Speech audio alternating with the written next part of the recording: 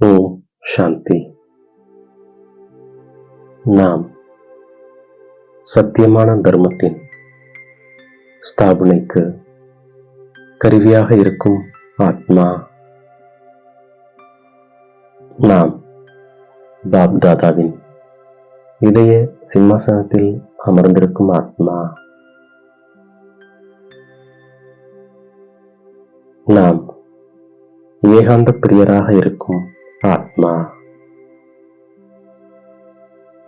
ஒவ்வொரு வீட்டிற்கும் தந்தையின் செய்தியை அளிப்பது நம்முடைய கடமையாகும். எப்பேற்பட்ட நிலைமையிலும் யுக்தியை வகுத்து தந்தையின் அறிமுகத்தை ஒவ்வொருவருக்கும் நாம் அவசியம் கொடுக்கின்றோம். நாம் நல்ல முறையில் இந்த ஞானத்தை புரிந்து கொள்வதால் குறிப்பு எடுப்பதற்கான மிகுந்த ஆர்வம் இருக்கின்றது. நமக்கு அனைத்து ஆத்மாக்களின் தந்தை ஒரே ஒருவர் ஆவார். நாம் அனைவரும் சகோதர சகோதரர்கள் ஆவோம். புதிய உலகத்தை அவசியம் தந்தைதான் படைத்திருக்கின்றார். சிவத்தந்தை பாரதத்தில்தான் வருகின்றார். நாம் இப்பொழுது திரிமூர்த்தி மற்றும் சிவத்தந்தையின் அறிமுகத்தை கொடுக்கின்றோம். நாம் இப்பொழுது ஆஸ்தி எடுத்துக்கொண்டிருக்கின்றோம். வீட்டுக்கு வீடு தந்தையின் செய்தியை அளிப்பதற்கான கடமை நமக்கு இருக்கின்றது. உண்மையில் தூதர் ஒரு தந்தையே ஆவார். தந்தை நமக்கு அவருடைய அறிமுகத்தை அளிக்கின்றார். நாம் பிறகு மற்றவர்களுக்கு தந்தையின் அறிமுகத்தை அளிக்கின்றோம். இப்பொழுது தந்தையே சத்தியமானவராக இருக்கின்றார். அவர் நமக்கு புரிய வைப்பதன் மூலமாக முழு உலகத்தின் மீது நமக்கு வெற்றி ஏற்படுகின்றது. நாம் இந்த படிப்பின் மூலம் உண்மையிலும் உண்மையான நாராயணர் ஆகின்றோம்.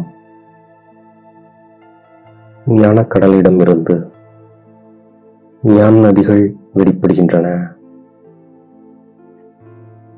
திரிமூர்த்தி சிவனில் படத்தில் முழு ஞானமும் இருக்கின்றது.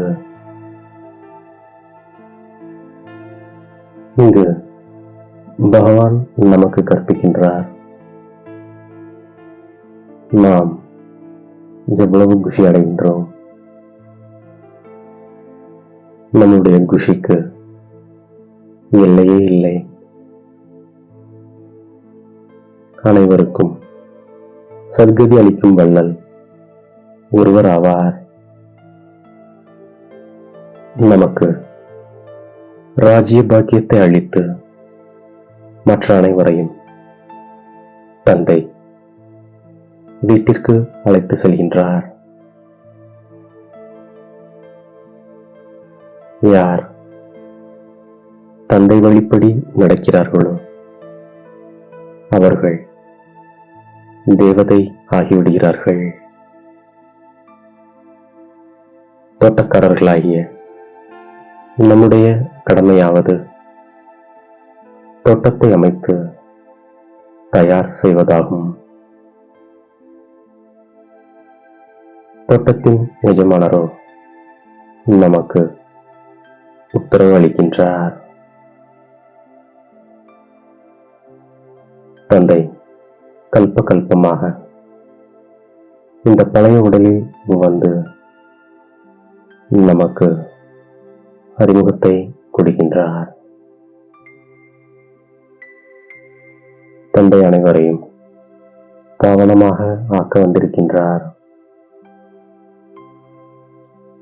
நாம் தந்தையை நினைவு செய்யும் பொழுது பாவனமாக ஆகிவிடுகின்றோம். முட்களை மலராக ஆக்குவது தோட்டக்காரர்களாகிய நம்முடைய வேலையாகும். பக்தி என்பது இரவு, ஞானம் என்பது பகலாகும். பிரஜாபிதா பிரம்மா மூலம் பிராமண தர்மம் ஸ்தாபனையாகிறது.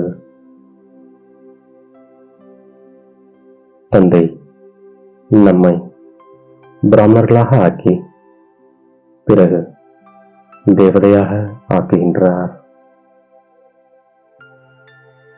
நாம் தந்தை மற்றும் சிருஷ்டி சக்கரத்தை நினைவு செய்கின்றோம். தந்தையும் நம்மை விஷத்தை பருகுவதிலிருந்து விடுவித்து விடுகின்றார். தந்தை நம்மை ஞானச்சிதையில் அமர்த்துவதற்காக வந்திருக்கின்றார். நாம் ஞானச்சிதையில் அமருவதால் உலகத்தின் அதிபதியாக, உலகத்தை வென்றவர்களாக ஆகிவிடுகின்றோம். நாம் எந்த அளவிற்கு உள்முகமானவராக இருக்கின்றோமோ அந்த அளவிற்கு புது புது திட்டங்களை வகுத்துக் கொண்டிருக்கின்றோம். நாம் அண்டர் கிரவுண்டாக இருக்கும்போது வாயுமண்டலத்திற்கு பாதுகாப்பு ஏற்பட்டு விடுகின்றது.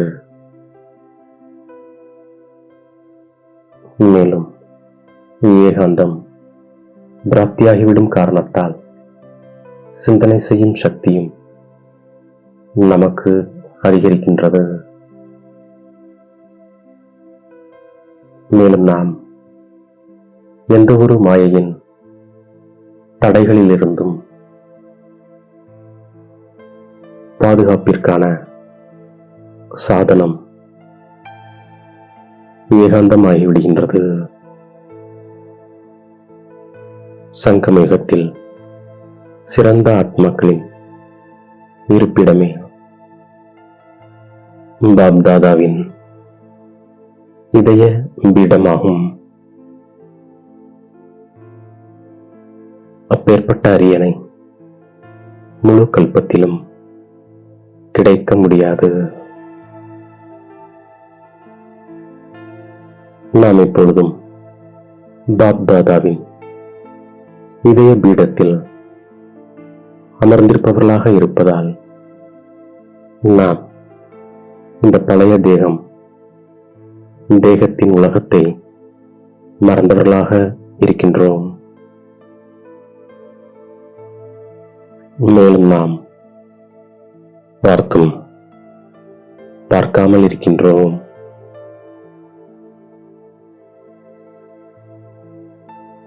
நாம் சத்தியமான தர்மத்தின் ஸ்தாபனைக்கு கருவியாக உள்ளோம் என்ற குஷி நமக்கு எப்பொழுதும் இருக்கின்றது.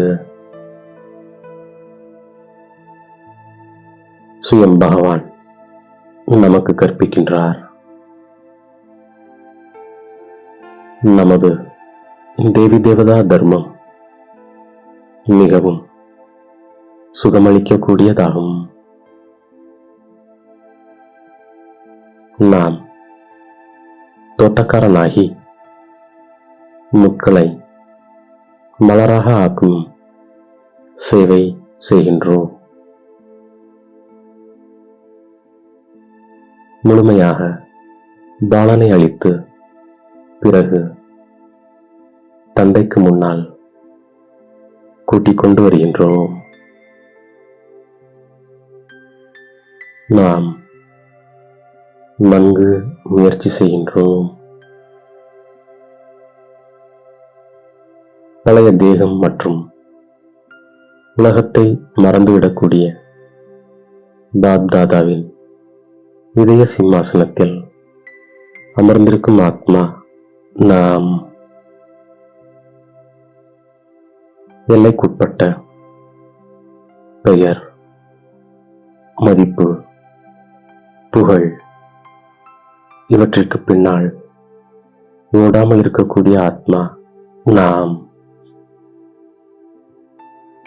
நம்மை தேடி கண்டெடுத்த இனிமேலும் இனிமையான தாயும் தந்தையுமாகிய பாப்தாதாவிற்கு கோடான கோடி நமஸ்காரங்கள். ஓம் சாந்தி.